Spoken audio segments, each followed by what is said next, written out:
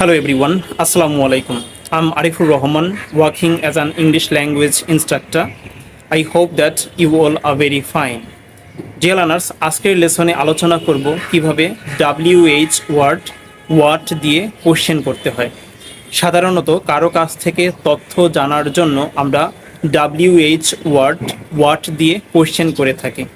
যেমন দৈনন্দিন জীবনের সচরাচর কিন্তু আমরা এভাবে প্রশ্ন করে থাকি, যেমন তুমি কি করো, তোমরা কি খাও, সে কি পছন্দ করে।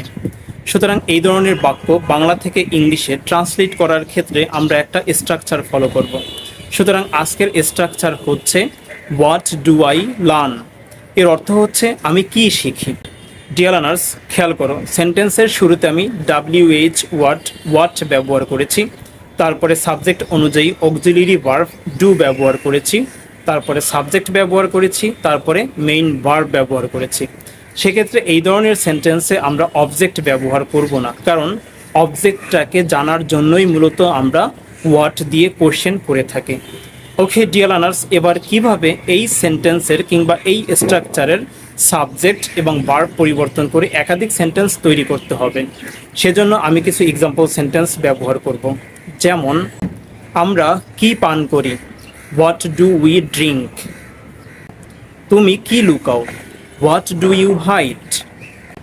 তোমরা কি চিন্তা করো, হোয়াট ডু ইউ থিঙ্ক। সে কি জানে, হোয়াট ডাজ হি নো। সে কি বলে, হোয়াট ডাজ শি সেই। ডিয়ার লার্নার্স, খেয়াল করতে হবে সাবজেক্ট হি এবং শি এর পূর্বে অক্সিলারি ভার্ব ডাজ ব্যবহার করেছি, কারণ আমরা জানি হি এবং she third person singular number. সুতরাং আমরা থার্ড পারসন সিঙ্গুলার নাম্বারের পূর্বে অক্সিলারি ভার্ব ডাজ ব্যবহার করব। পরবর্তী এক্সাম্পল সেন্টেন্স, সকালে তাহারা কি খায়, what do they eat for breakfast. ছেলেটা কি পড়ে, what does the boy read. শিক্ষার্থীরা কি পরিকল্পনা করে, what do the students make a plan. Okay dear learners, ঠিক এভাবে সাবজেক্ট এবং ভার্ব পরিবর্তন করে একাধিক সেন্টেন্স তৈরি করে বেশি বেশি প্র্যাকটিস করতে হবে। Thanks for watching.